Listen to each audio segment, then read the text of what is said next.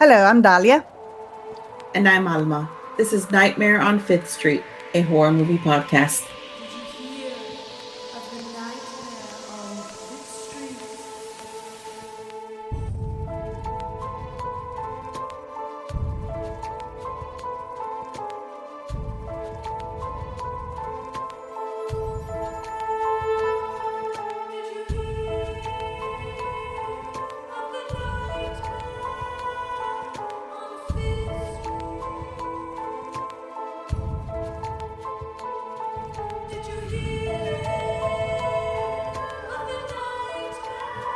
I see that you're wearing your cookies shirt. I keep forgetting to order cookies. So remind me. Cookies!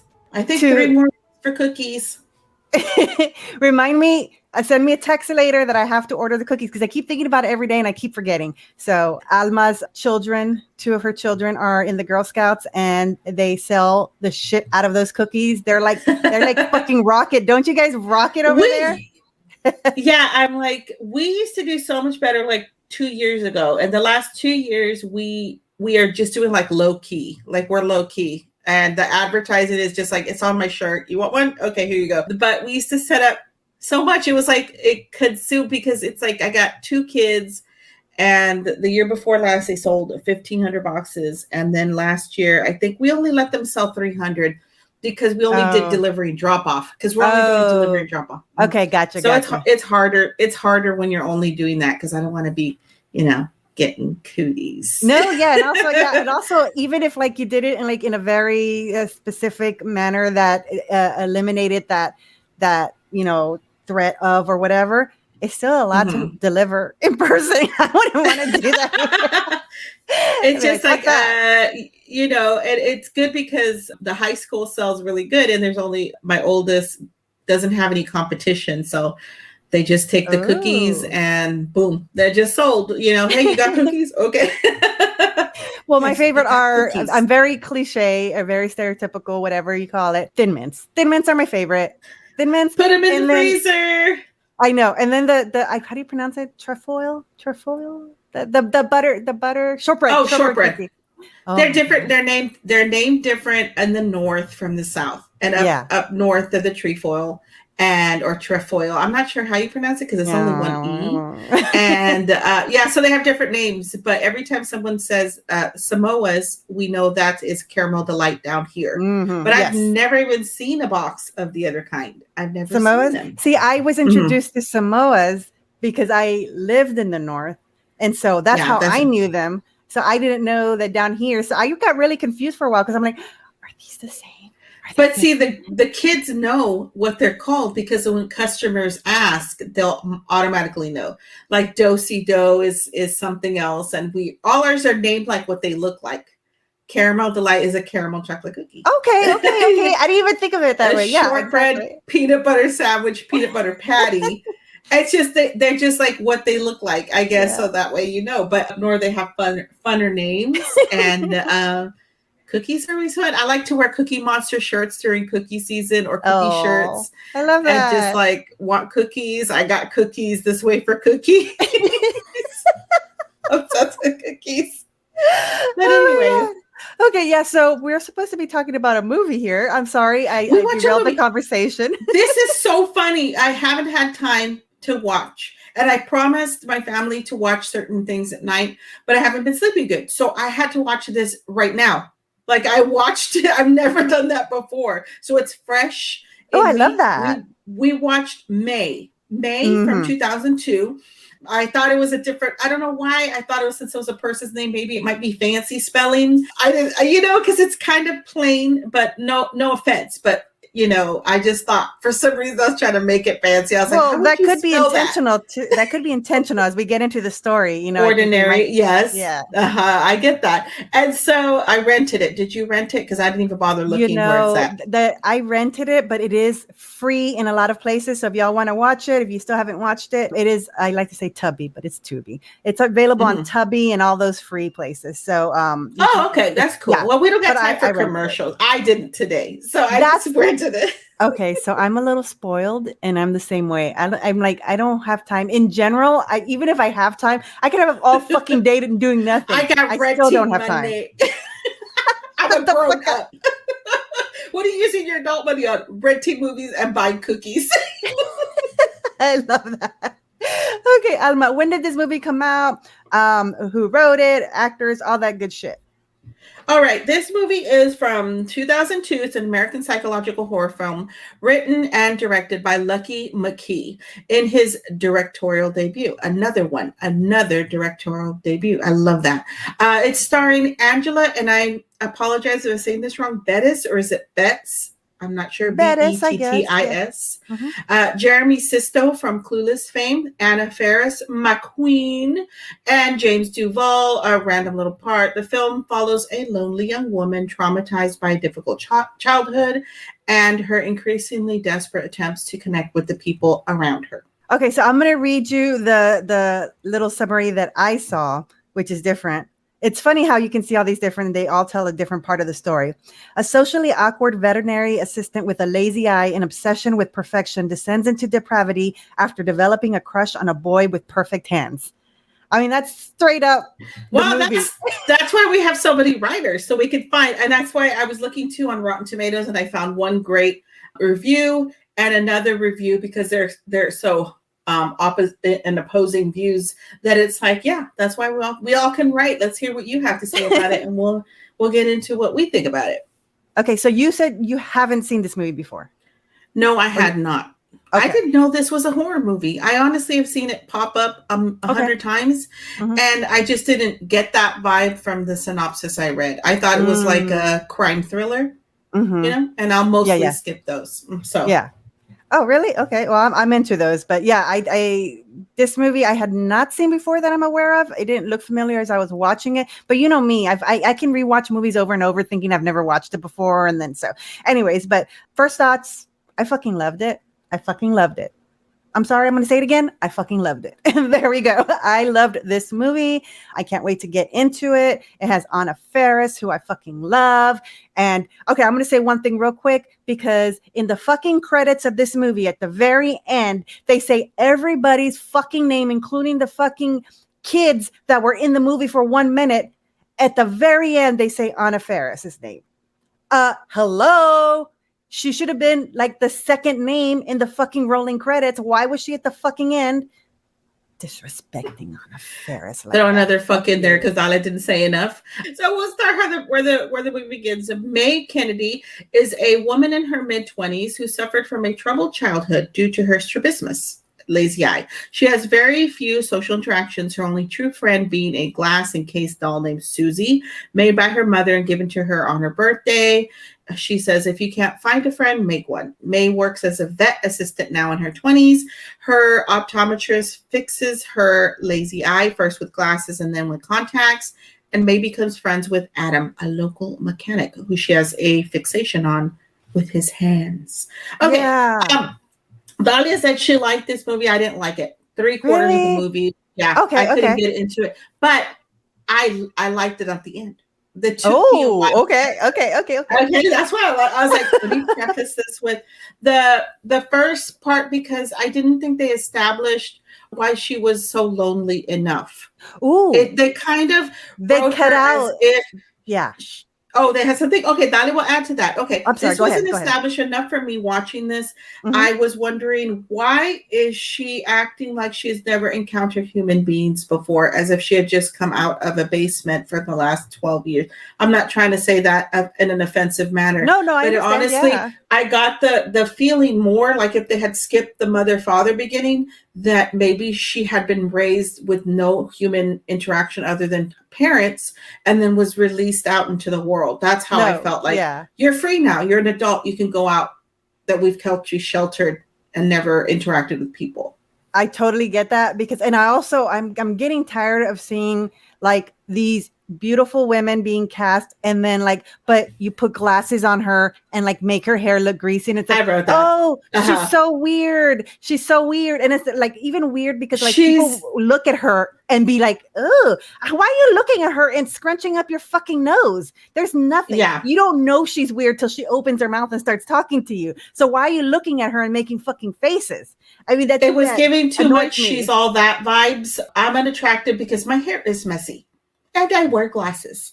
Yes. And that just isn't it. It's like it was 2002 at the time. Yeah. And I know they were doing that in movies, but us as the viewer did not ever get that vibe. It's like we're making fun of it because it's stupid.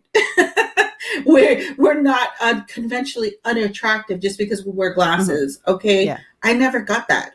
Her personality though was really, after you start talking to her, I can totally see why people would have been turned off by it. But I want to go back to what you said. So I'm going to read this factoid from IMDb. Originally, the film opened with a lengthy introduction to May as a child, but when the film appeared to be taking too long to get to its point, most of those scenes were cut. The opening with the adult May, specifically the first scene with her and her doll, were shot quickly and only to make the point that May was lonely as quick as possible. So they were trying to get to that point. They cut out a lot, and then they said, "Okay, here." I would have rather watched the longer version. I'm okay with watching a longer movie, and if you're going to cut anything, that you could have, I could have figured that out somewhere along. Not the ending parts, because the slasher parts of movies is what I enjoy.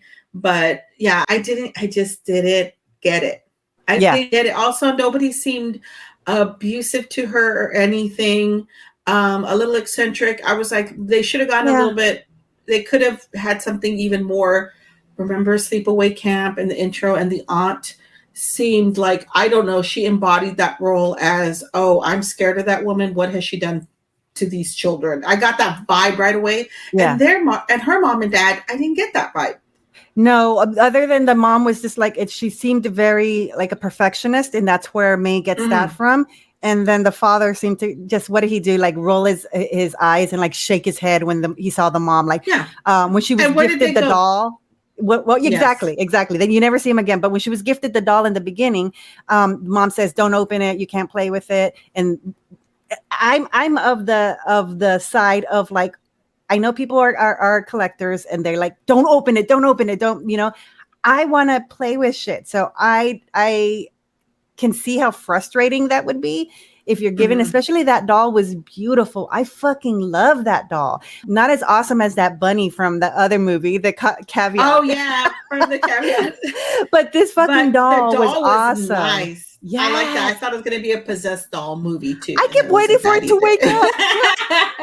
I was like, make it open the little glass door, Toy Story style, and walk around at night and fuck with people.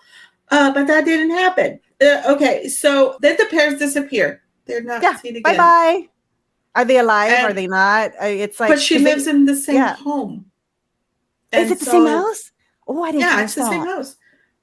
All the doll stuff, her sewing stuff, everything, it was the same. I just didn't, unless they just redesigned it to make it look like it's a new home. How does she have a house as a vet tech?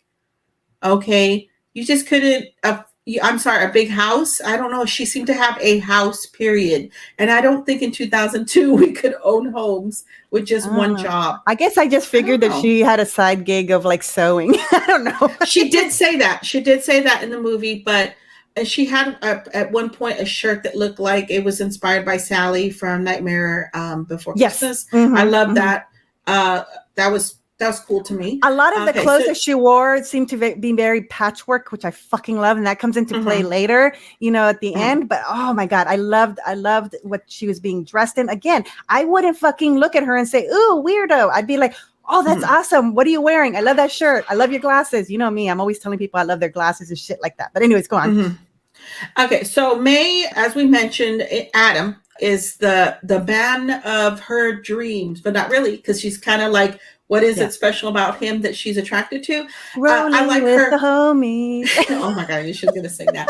Okay, so she's attracted to his hands. She's looking at his hands. They look like art. She becomes like just completely infatuated by him. She's not really looking even at his face. There's a part where she bumps into him on purpose. I was watching this with my oldest kid, and he was like, "What the fuck is she doing to that dude?"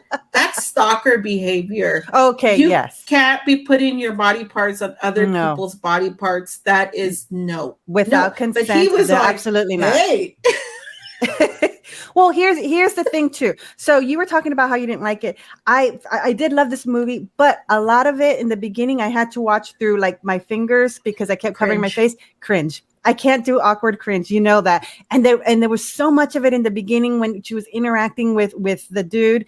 And it was just like, oh my God, I can't do this. I can't do this. So I had to cover my eyes and I just had a little slit between my fingers so that I could see what was going on because I can't do cringe. Yeah. I can't do it. Because here's the thing. I think they could have completely just cut out that whole little intro with the parents because having the doll and she's talking to the doll, we would understand that she's had the doll for a long time. It has broken glass on it. This is something that she's had for a long time.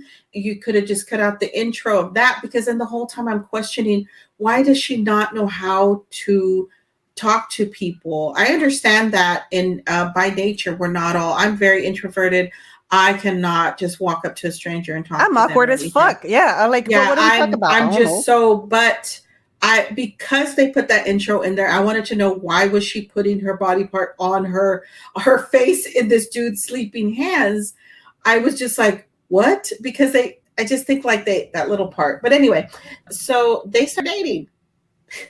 Yeah. That's how he's like, oh, I like this weird girl. But he does say he likes weird. And that's kind of cool because it gets her to open up a little bit. Unfortunately, she gets a little too comfortable with opening up the other weirdness of her personality. So far, we just know that she just kind of, I would say, more socially awkward, does not know how to talk to other people. She gives very secluded vibes, like not having friends growing up and everything. At work, she's a vet tech, which I love that she has that job. And at one point, Anna Faris says, "What's a scoople?" And I thought that was the most adorable thing in the world. And I was like, a scalpel? Does she mean a scalpel? Yeah. And then they correct her. But the reason she says it is because the veterinarian has an accent. And that's how he said it. So she's trying to learn, what he's saying. But at first I thought she was just kind of being ditzy. What's a scoople? Yeah. She did. And that's what I thought she was. Yeah, I thought she was going to be kind of a ditzy character. But no, she was just, like you said, it was just an accent. And just trying to figure out. Let's talk about Anna Faris real quick. Polly is her lesbian colleague who begins to flirt with May. One day, May remarks that Polly has a beautiful neck. During their flirtation, Polly gives May a pet cat named Lupe, who they call Loopy. Oh, wait a minute. Was it really named Lupe? Yeah. Oh, I didn't. She got it from her landlady, and so I think she just pronounced it that way. Because you remember how people would say Loopy instead of Lupe? I thought that. Lupe? Okay, I thought that the cat was just fucking named Loopy, like a funny little cat name or something. So we've introduced Anna Faris, our queen, and I know Dalia's just been dying to talk about. So take it away. Take it away. Oh. Okay, so real quick, I used to listen. I forgot to check if she still has it, but I used to listen to her podcast, which I fucking loved. But I haven't listened to it lately, probably in the past year, I think it was, because I've been really listening to a lot of horror and true crime podcasts. So I hope that she still has her podcast because I really like it. If she does, go check it out. It's great. Anyways, so back to Anna Faris. Her character is, so we're talking about queer horror this season, and her character is a lesbian character she's kind of a promiscuous. So that comes into play later because it's not a big deal if you are, but unfortunately, so she likes May. She's always trying to get May's attention, and May is completely oblivious to the fact that Anna's character is fucking flirting with her, all this shit, right? Finally, later on, I don't know when it happens, but she's like, oh, okay, after, a situation with that dude, May's like, oh, she likes me the way I am. And they do have a short relationship together. However, like I said, Anna Faris's character, she likes to have fun with other ladies. So she's seeing other women, and this pisses off. This pisses off May. And this comes into play with everybody. It happens with old dude from Clueless too. She likes it when she gets the attention, which I get. We all like that attention. But the second that attention is put on someone else, it's like she's not just rejected. She's like it's traumatizing to her. She doesn't know how to deal with that rejection. And certain things that she does that she's learning are awkward, or when she's told that's not how you do that or something like that, that's what she takes more to heart, because she's that's why I said it's just like somebody learning to use their legs for the first time. I just didn't get that was. Oh, the criticism. You're right. Yeah. Yeah. May invites Adam to her apartment and he shows a film that he made for his university child, Jack and Jill. And I liked it. I liked the song. I was like, I don't know why. I just thought it was sweet because the thing is, then you see, oh, he has a strange thing about him too. Strange. I put it in quotation marks. So it seems like they're going to be the perfect character. Yeah, perfect character. Perfect couple. Sorry. He's watching her, and she loves it. She's like, it's like a little short film of just like this couple being romantic who they end up eating each other. That was the sexual like thing that's going on the screen. She digs it, and he's like, "What do you like? Did you like it?" She's like, "I liked it. Very cute." She even got closer to him, puts his arm around her because she's like, "I dig it. And it's like, she's strange like me. She likes my art. She likes him." She's like, "The only thing I think is that was that the finger when she ate the finger all at once." She goes, "I think that's a little far-fetched. I don't think you could eat it all in one bite." That was hilarious.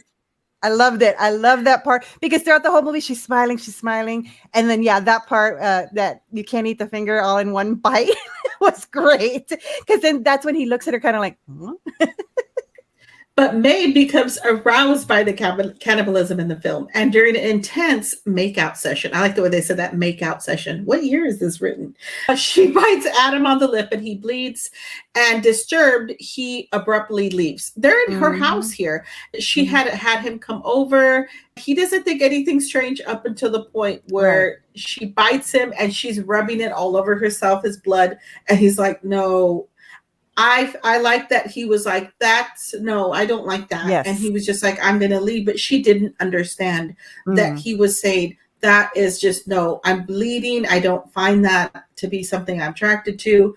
Please stop." And she took that as just like a horrible offense to her that he is like, "Shut it down." And he leaves. Well, before this makeout session, they like you had said before that the criticism, she can't take criticism. They were making out a couple of days before this, I don't know when, and she wasn't apparently a good kisser, which is nothing wrong with it. Everybody has to learn somehow. And he says, "Oh, who taught you how to kiss?" or something like that, kind of like jokingly because it wasn't a good kiss. And she took that criticism hard, where it's just like anybody else could have. Not anybody else, but other people could probably be like, "Oh, okay, show me," or something like that. But no, it was like to her, it was like, "Oh my God, he just doesn't like me," or whatever. It was like very traumatizing again. Because he wasn't like, "Hey, let's stop." I think, that was more of an invitation, like, "Hey, we could do this better," or whatever. He said it kind of jokingly, and she got it offended. They could have moved on from that, but they did because he still liked her. And that his way of showing her that he still wanted to meet with her, that she could have just opened up and let that happen for her to learn or whatever. Obviously, because she's in her 20s, she's a little behind sexually or whatever, but that's why you open up and you learn. Exactly. But unfortunately she did. She was already into maybe some kink that needs to be consensual. It needs to be consensual. So when she bit him, that was non-consensual. He put a stop to it. But yet that just, you would think she was going to stop pursuing him, but no, she becomes even more obsessed now. Yeah, she's more obsessed with it. I like that you brought that up because that's the part where I think needs to be well established, is that consent, always for everything. Okay, Adam and May, so she just keeps pursuing him, and he moves on. He's done with her because he thinks she's weird. But he just did that, walked out and don't call her again kind of thing, instead of actually speaking to her about it. She starts volunteering at a school for blind children. And there's like a reception that says horrible. Like, what did we even have her in there to say awful things for? We didn't even need to show her in the movie. So she started volunteering because she's a little interested, and she likes the way that the kids interact with each other. I think she sees them playing, and that their world around them is completely different than our world. She sees them, how they're feeling around and stuff like that. And I think that's why she wants to see and talk to the children like, because they're also kid, like she is inside, like she never kind of grew up, I think. So she's volunteering at the school. And I'm like, okay, but she took that on like a volunteer gig, plus she has her full-time job, plus sewing. That's how she pays for the place. Well, with For the the house. volunteering? Oh, yeah, you don't get paid for what? Well, see, I saw it differently because she seemed to be kind of obsessed with the little girl Petey. I thought it was Petey specifically that captured her attention. And then, so I was thinking, like, does she see herself? Oh, she did, because she wanted to meet her. Maybe she saw herself in that child, because she was alone. Okay, I see that now. But see, I didn't get that at first. I'm sorry. But yeah, I can see that, because that Petey, the little girl, was alone. And she kind of was a little angry. She was mean to one of the other daycare workers. But when she walked up to her, it's like they instantly had like a little connection, because the little girl's making an ashtray and she was like, I'll make it for you because you smoke. And it was like, oh, she made a little friend. So I had no idea where this movie was going for real. No clue. I was honestly wondering if this was even a horror movie or it was just a tale of a strange girl who just came out from the basement after being there forever. This part of the story, I'm not quite sure I completely understand. I'm sure there's a reason that this storyline was added. It doesn't really seem to fit, but I'm still enjoying the story as we go along, because she ends up bringing her doll that's kept in the box behind the glass that she never takes out, that she's constantly talking to and getting mad at for some reason. She's always yelling at her because apparently the doll is the one that's teaching her all the like shitty kissing and stuff like that. She blames the doll for teaching her how to kiss badly. I'm like, girl, she doesn't even come out of that fucking thing. What are you talking about? But anyways, she ends up taking the doll to, and why are they calling it a daycare? These kids are like fucking 10 years old. But anyway. Yeah, maybe it's the summer. I was just thinking maybe it was the summer. Okay, all right. I'll give you that. I'll give you that. In the summer. But she ends up taking the doll to them because she wants to talk about her friend. Probably she saw that connection you were talking about earlier with Petey as an introduction to bring, what was the fucking doll's name again? I don't know. Susie. She brought Susie to them, and then they fucking break the fucking box and the glass, and that scene was chaotic. What was up with that scene? Why did we have that scene? I think probably just to introduce a lot of blood and her finally going like, fuck it all, fuck you, fuck your mama, I'm fucking just doing whatever the fuck I want. It was strange because the other workers there, because I don't know, because they weren't teachers, that said daycare worker, they were shouting glass, so you stop moving because there's glass on the floor, but then they all dive in on the glass and break it and start bleeding everywhere. And it never even says, do they tell her not to come back? Because I hope they told her not to come back. Anyway, Adam stops calling her, and May overhears him talking to his new girlfriend. The thing was, he was talking to a roommate, and the roommate was being awful, talking about her using words like crazy and all that kind of stuff. I'm always up here with the bunny ears, like anybody can see me. But he was just like, I've ended it. I need to move on. But the thing was, he really didn't talk to her about it. He just stopped calling her, and you really just make that connection. No. Tell her no. Ghosting, man. You could tell people. It's it was a strange encounter, but you can also, when you're leaving out the door, I'm not calling you again. Yeah, I'm sorry, this didn't work out, whatever. Or not even I'm sorry. Tell her. You don't have to apologize. Just say, this didn't work out. Good luck to you, adios. Because she's had her hook up, because that's like a one-time thing that she had with Polly. She goes to Polly for comfort, but Polly also has a woman over, but she's like, do you want to join in? Because she's very open sexually, and she's very open and honest, and like telling her how it is and everything. Yeah. But like you mentioned, she doesn't like that. May wants to be like hyper focused on the one person, and that's it. But she keeps seeing the woman's legs, which are kind of distracting her, and she even covers up her view of seeing them. And when she gets home, she's crying with Lupe, and Lupe doesn't want to comfort her. And I thought, how cute, because that's exactly how cats are. They come to you. Yeah. When they want to, and when you want them, do they come to you? No. And she throws her ashtray and she kills the cat. But she kills the cat, and she ends up later on being sad about it, because she's like, she's like fucking petting the cat and talking about how she's going to miss petting the cat. But the part that I'm laughing at is that she's fucking spraying Lysol over the cat because of the smell. I'm like, she just keeps spraying the fucking Lysol. I'm like, oh my God. Because at first I didn't get why she was doing that. I'm like, oh, because of the fucking smell. So she starts talking to her doll as if it's just like another person. And she was caught doing this a few times because Adam heard her shouting at the doll and whatnot. So then she meets a guy, and I like the way it says she meets a young punk. And she's sitting on a bed. He asked her if she wants to get some candy with him, and she accepts. Who asks people to get candy with them? He said, you want to go get some jujubes, right? Is that what it's called? Apparently I would probably go too, because that's like candy. All right, let's go. I was going to be that poor child that goes into the van searching for the puppy and with a candy with a promise of candy afterwards. Unfortunately, it was a sweet part because she's sitting on this bench, kind of distraught, and nothing really is going on at this point. It just looks like she's sad. She's not going anywhere with her relationships.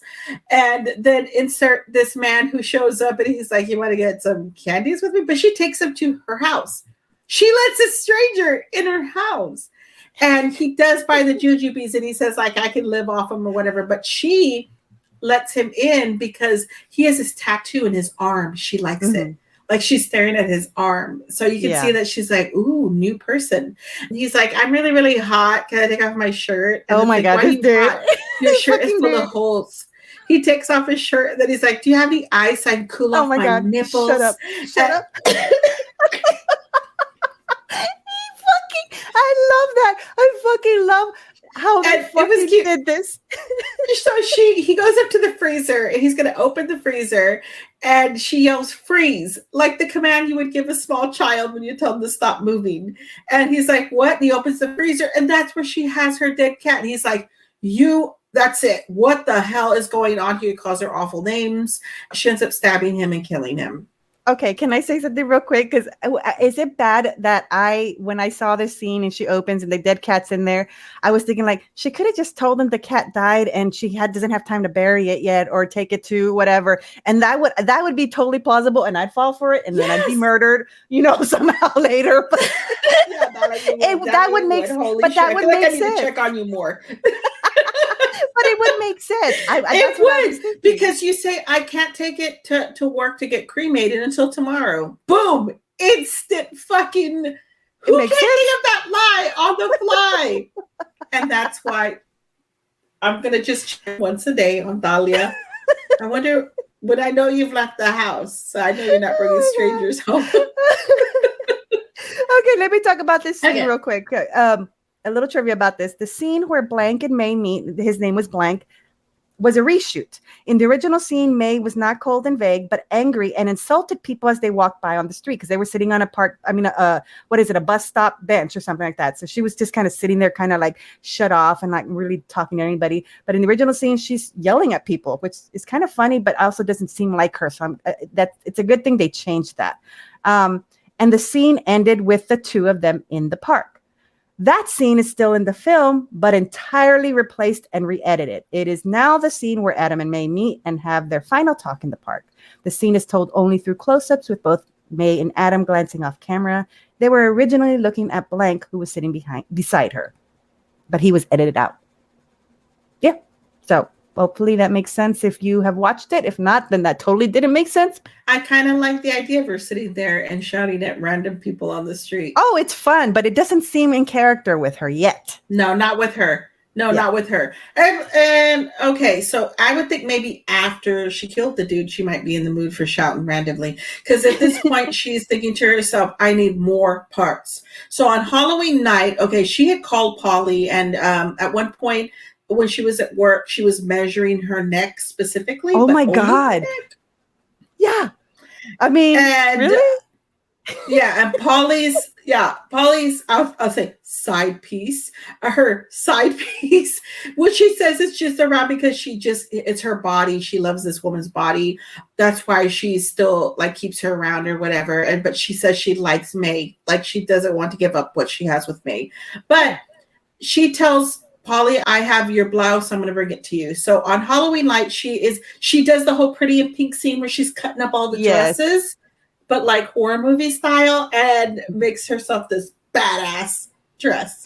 Oh, well, okay. So she told Polly she was measuring her because she was making her a blouse so that it wasn't creepy. But it was but creepy she was only because she was measuring her fucking neck. yeah, but she was also measuring her before she told her she was making a blouse, and Polly was just That was such a totally cute cool with part. it. Dalia, that was cute because she's just standing there like, okay, moving her neck around and not even questioning why does this woman have her hands all over my neck. She really likes May. She does. She likes her. May. She liked her from the beginning. She was always trying to get May's attention. Even when she finally was able to get May's attention and they had that relationship, she still liked her. She still wanted to be with her, even though she was, like you said, with other women. She even said, I'll get rid of her right now if you want me to. But she was just like kind of taken aback that she had anybody there in the first place. May dresses in her homemade costume resembling Susie, it says here, I'm reading this, adopts a normal personality and goes to Polly's house where she slits her throat with a pair of surgical scalpels. I don't like that. I don't get that. Yeah, I just read it directly. I'm sorry. No, I know. I just don't like the way I thought she kind of acted aloof to me. Kind of like, oh, nothing is bothering me. You don't know what she's up to. But when she's walking and they show her costume, she's pulling an igloo behind her, a big giant red igloo. And it's like, oh, I know what she's up to.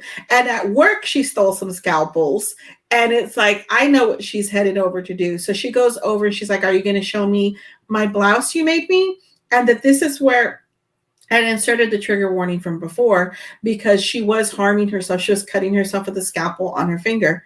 But she was like interested in like, what is that? Oh, okay. So when she pulls out the scalpel, she thinks, oh, we're going to have some fun. Yeah. But she says, because I believe that you would never hurt me. Like she says that. Also, she says, I don't think you would ever hurt me.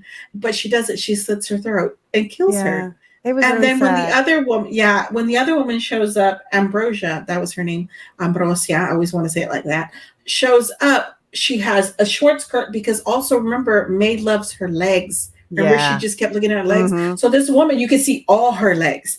And she's looking at legs. Legs. And she kills her as well. But that woman was really mean to her too for no reason. That woman for no reason. She's a murderer.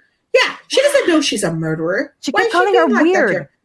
Yeah, don't call people weird to their face. She wasn't that's weird. Really mean. But she wasn't weird in their interactions. That's what that's what pissed me off. Yeah, she had no reason to think that anything because she didn't really know her or anything. So May murders them both and then she takes off with that cooler. Now, this is the first thing I noted. I was like, those people can't fit in that cooler. And then I realized because she has an obsession with body parts. Yeah. Like certain parts of these people, she's not intending to carry their whole bodies in that thing. No. It's just pieces of them. What I want to say this part real quick, because when she's going through the neighborhood, the teenage girl who asks May, got any cold ones in there? Because she's dragging the cooler behind her, is dressed up as a zombie cheerleader in the exact same costume and makeup from Lucky McKee's, this director of this movie, very first movie, All Cheerleaders Die. So yes. I forgot to mention that beginning. I'm glad that you remembered that. So I like that interaction just because it was a casual conversation because she looked kind of cool walking down the sidewalk and has like this just rather just like, and she didn't talk to her again. So I thought that kind of showed that May has changed a lot because I think before she would have stopped to engage in further conversation with this person, further, going on to be infatuated with anybody who gives her a little bit of attention. So she goes to Are you saying there's growth here? Growth and development, okay, as a character. So she goes to Adam's house next, and he's there with his cute girlfriend, who is also nice, by the way. She invites May to come in for a drink. There was a random part where she saw Adam at the laundromat again. And he talked to her for real quick because he also felt bad that he just cut things off with her. Yeah. But talking to her again just had the open invite to her. That was like an open invitation to her to continue communications with this man. And where he was like thinking, I was rude. I should have told her, I don't want to talk to you anymore. He did the whole like, sure, like give me a call sometime. And he said, sure. And I thought of Friends when that Chandler has this dating thing and it's like, just break it off with her. He's like, no, I always say I'll just call you again later, or I'll call you again sometime. No. And the women are trying to tell her, just say, don't call me again. I'm not going to call you. You could just say hello. She didn't try to engage in conversation. He was like trying to talk to her and it's just like, leave her alone. Not his fault though. So she ends up at it. No. But the girlfriend is actually sweet. She's like, touch my face one more time. Okay, get the fuck out of this place. Okay, this is Leave May now. saying that, not the girlfriend. May is saying, Yes. like, remember, she's still infatuated with the hands and everything. And so But she's like, I'm touch me saying in front of they the should have girlfriend. said, they should have said, get the fuck out of here. But then Adam's rude to this girlfriend for no reason. He calls her dumb No or reason. something. Yeah, No reason at all. So he touches her face and she ends up stabbing him. And she kills them both. She kills them both. And she takes the parts of them that she wants, which I don't know if she took. What does she anything take with the her, girlfriend? I don't know, she because did. the thing is, what she does is she takes the cooler and it's all bloody, and she just, I think that the whole point of mentioning it's Halloween is so nobody notices this person has bloodied hands in her dress with an igloo being. Well, it's like that movie. Her. You saw that movie? I think it was a Hulu movie where the guy during Halloween is carrying the body all around and everybody thinks it's a prop for a Halloween costume. And he has it all wrapped up real tight in plastic and shit. I love that. So it's kind of like the same thing going on here. Okay, I just read she takes the girlfriend's ears. And I do remember this.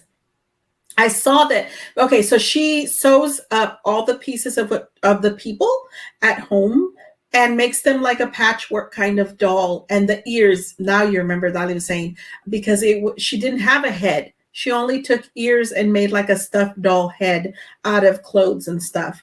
Using the broken remnants of the May ashtray to form an anagram, she names the doll Amy, and she even used the cat's fur. I saw that in there. She realized that Amy has no eyes and cannot see, so she gouges out her own eye. Crying in pain and bleeding, she puts the eye on Amy's head and begs the doll to look at her. She collapses on the bed beside the doll, caressing her, and then her creation comes to life, brushing her face affectionately with Adam's hands. That was so sad. It was sad and also very fucking creepy because I was thinking like, so is she imagining that it came to life or did it actually come to life? Either way, I was thoroughly freaked out. Like it was just like, oh my gosh, why is its arm moving? Because it's like the arm and then the hand are sewn together, and they did a very good job with like the practical effects with the arm. It looked like it was like a dead hand and a dead arm, and then it caresses her cheek. Now the movie itself started off with the screaming that she does when she gouges her own eye out, and that was what, of course, my husband and my kid walk in on. What are you watching? I just don't, leave me alone. I'm weird, okay? This is what I like to watch when I wake up in the morning. Oh, that's right. First thing in the morning. Gouging their eye out.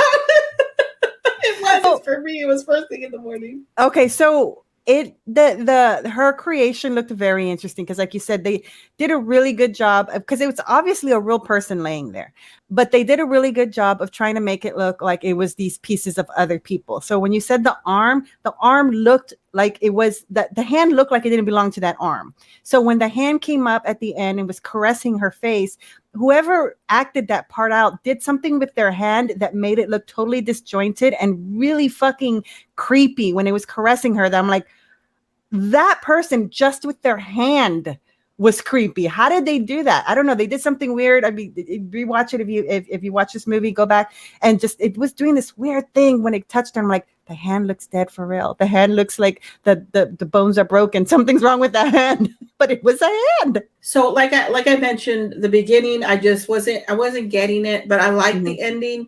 But we've discussed this on a few episodes that we've done where we talk about we don't need a backstory sometimes for somebody just to be like the slasher killer in the movie. And that's why I liked the ending of the movie. I didn't need that intro because it just left me like I'm missing something here. Okay. Whereas you could have just gotten into it and then you could just, it's okay, just go with it. Also making movies where they're based on women's trauma, and that's kind of like what they were trying to say You're here, right. but I didn't see it also. I get because but I get that, yeah. even in that intro scene, like they showed a kid at one point who just asked her, "Are you a pirate?" And that was the only introduction we had into her talking with other kids. So that's all. Like those two things. Like we can just make killers and not have it be because of some traumatic experience that I completely get that. Yeah, but I could see now why probably that beginning, the extended beginning, would have worked for you. Probably not for everybody. I feel like they kept some of that beginning with the doll and the interaction because they needed a reason to continue on with the doll, because the doll did play an important part of her, what she was going through. And they needed to say, oh, this is where the doll came from. This is why she never takes the doll out.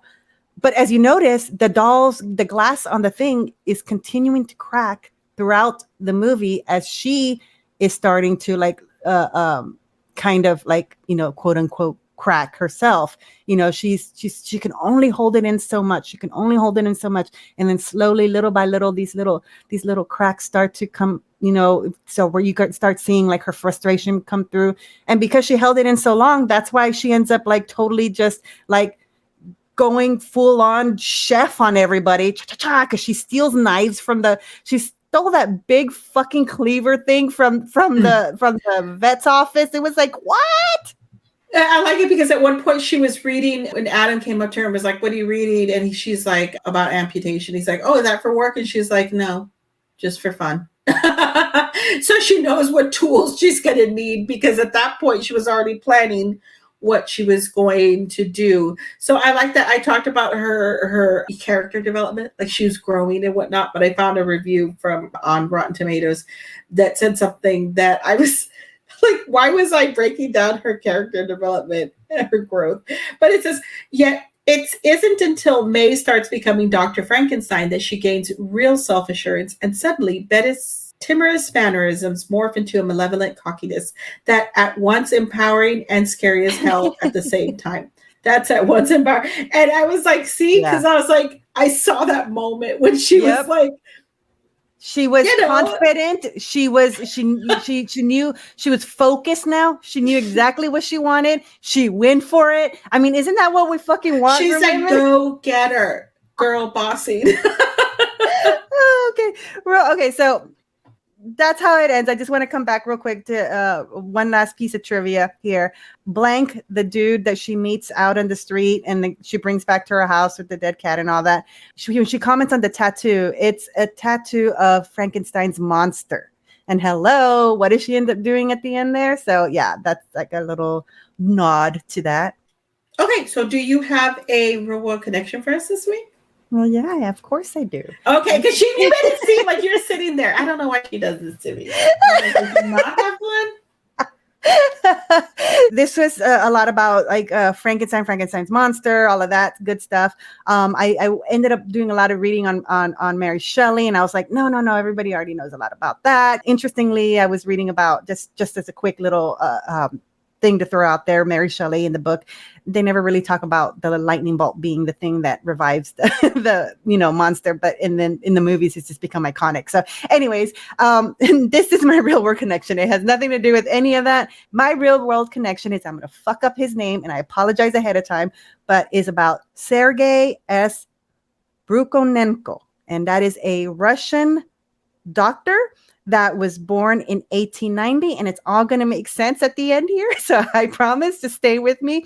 Very interesting life of Brukhonenko. I'm going to call him Sergei because I cannot pronounce his name. So Sergei was born in 1890 in Kozlov, Russia. He was a very curious individual from a young age, and he became an inventor at really young too. In his teenagedom, he invented like this really cool bike. Okay, so he was actually born to, I believe the father was an engineer. So, I mean, he could see all this going on around him, and it just kind of sparked his curiosity. He ended up going to medical school. He graduated from the medical faculty of the University of Moscow. or Moscow. I never know how to pronounce that. I apologize. After medical school, he served in the Russian infantry as a doctor and even served in World War I.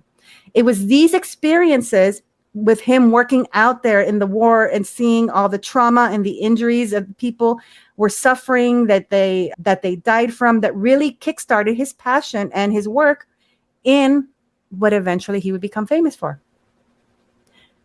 His work in extracorporeal circulation. So basically, he was looking for a way to keep a person alive from injuries that would normally kill you. So he wanted to keep a person alive so that you can get that person to help and then work on whether it was surgery or whatever. So while he was ruminating and studying and experimenting, he was also working as a pathologist, as a professor, and basically as a cardiologist. Although in all the reading I did, he was never specifically referred to as a cardiologist in that time.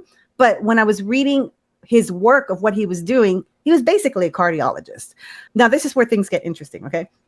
So he, along with another doctor, and I'm going to fuck up this name again too, Dr. Chechulin, came up with something really fucking amazing. Now, real quick about Dr. Chechulin.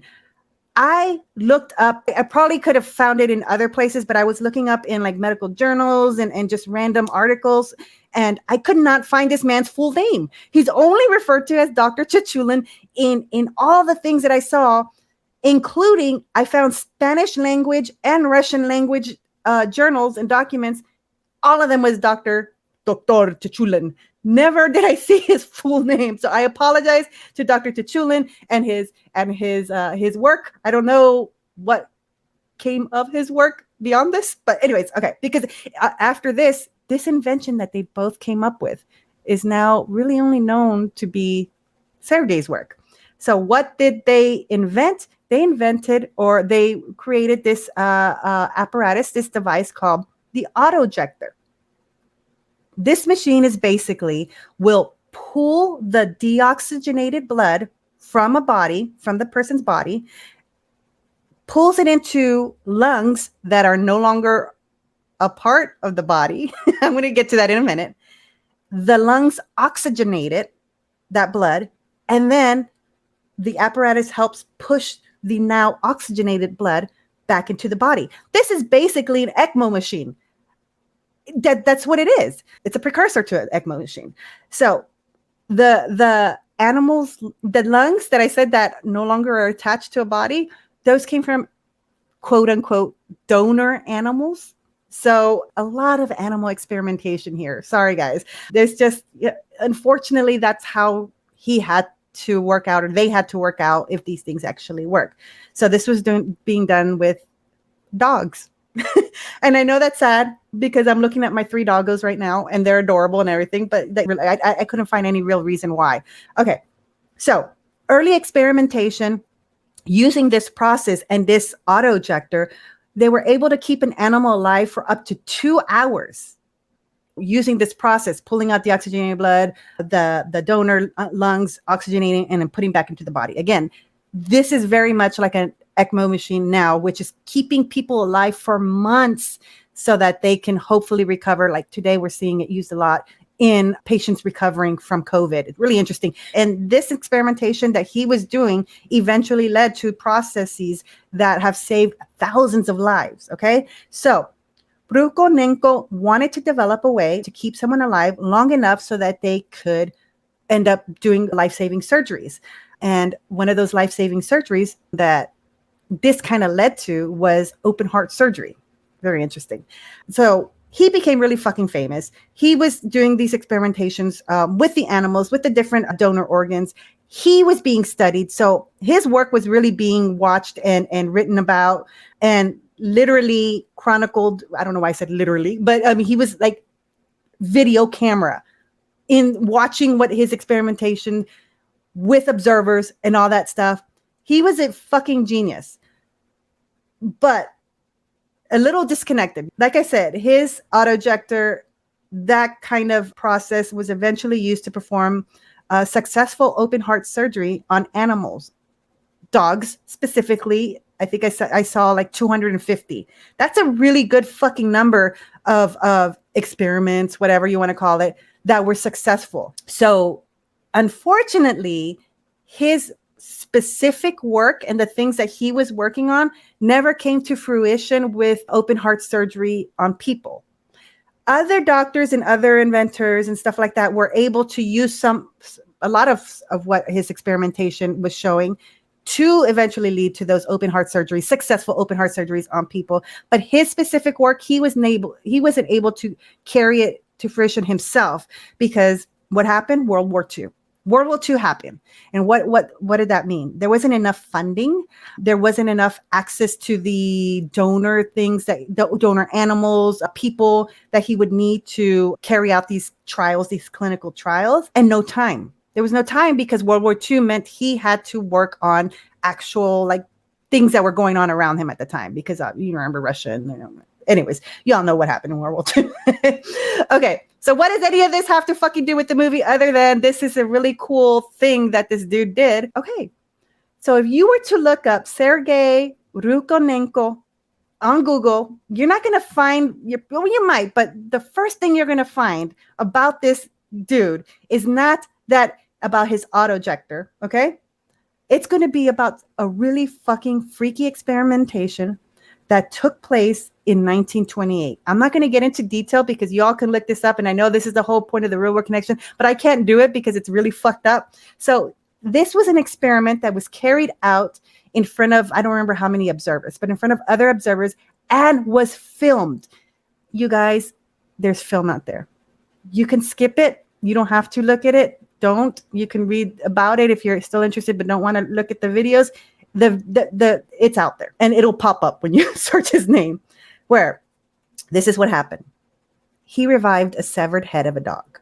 Again, I'm not going to go into detail, but he was able to keep an animal's head basically alive. I'm doing quotes here. It reacted to stimuli. It was blinking, opening its mouth. This is the really sad, fucked up part. It ate a piece of cheese that it was offered. Yeah, this is... Anyways, that's all I'm going to do. That's all I have to say about that. That's what brought me to, because when I was searching up real life Frankenstein, Dr. Frankenstein, this gentleman was one of the first names that I saw, and I kept reading was about this thing that had this experiment. There was a reason. He wasn't just being a fucked up weirdo for doing this. He really was trying to find ways to... He was a doctor. He from his experiences in World War I, he wanted to help keep people alive, and he was obsessed with it. And unfortunately, that created this horrible. Yeah, I knew exactly who you were going to talk. I knew as soon as you said what you were going to talk about, and I knew the whole time, and I didn't say anything, so I wouldn't interrupt. But I already knew this whole story and that whole thing, and I've seen the video from years ago and everything. Yeah, don't go watch that. Don't go watch it. It is. But I like reading about his work with the auto ejector because, like I said, it's a fuck. When I was reading about it, I'm like, that's a fucking ECMO machine. This is ECMO. I was privileged enough to see the ECMO machine in progress because I was working with my clinicals on a cardiology unit here in Austin. And not only did I get to see it, but I was in a hospital where here in Austin, it was the first gentleman here in Austin at this hospital that successfully survived using an ECMO. And I was there for the day that he left. I don't remember how many months he had been there. It was like a big send off. It was like all the doctors and nurses and everybody was standing. I got to stand there while he was let out, because an ECMO helped save his life. So anyways, that is kind of a little bit of the story of Sergei Brukhonenko and his auto ejector, and also that really fucked up other experiment that he did. That's it. I'm done. Okay. All right. So we've done that. I mean, that's it. It was a really good movie, and it's a really great way to stay in shape. How can people find us on the interwebs? You can go to our website, nightmaremoviepodcast.com. You can email us at nightmaremoviepodcast@gmail.com. Our Instagram is @nightmaremoviepodcast. Our Twitter, which is run by Dalia, which is so fun because I don't have to do it. I'm terrible at tweeting. @nightmareon5th, nightmare on 5th. And if you want to support us other than just listening to us, which we really appreciate, We do. we have a Buy Me a Coffee and a Patreon. Yes, patreon.com/nightmare movie podcast. And you can go to for a one-time donation at buymeacoffee.com/nightmare pod. And again, we appreciate each and every one of you. Thank you for joining us. Until next time. Bye. Bye.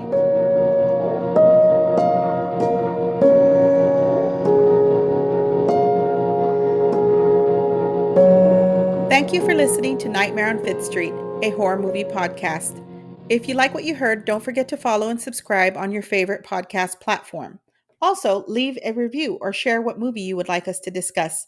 As always, thank you for listening.